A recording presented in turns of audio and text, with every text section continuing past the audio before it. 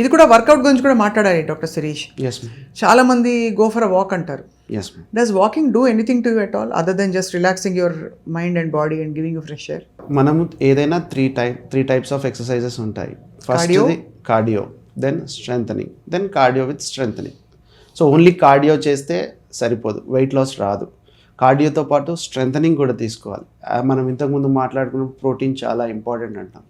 So strengthening exercise చేసుకున్నప్పుడు the protein quantity should be more so that our body will regenerate. అంటే మన body regenerate అయ్యి white gut డౌన్కి కావాల్సినంత protein కూడా మనం మన డైట్ ద్వారా ఇవ్వాలి. సో ఓన్లీ ఎక్సర్సైజే కాకుండా డైట్ కూడా మనం చూసుకుంటాం. ఈ ఎక్సర్సైజ్ ఎంతసేపు ఉంటుంది డాక్టర్ శిరీష్? గంటలు ఉంటుందా మన ఇంట్లో చేసినా కూడా? గంటలు అంత టైం తీసుకోమండి.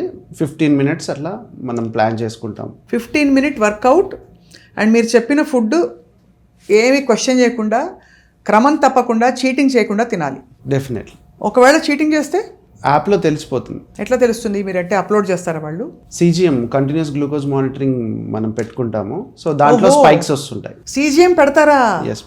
శ్రద్ధగా ఆల్మోస్ట్ ఒక షాడో ఫాలో అవుతున్నట్టే మిమ్మల్ని. ఎస్.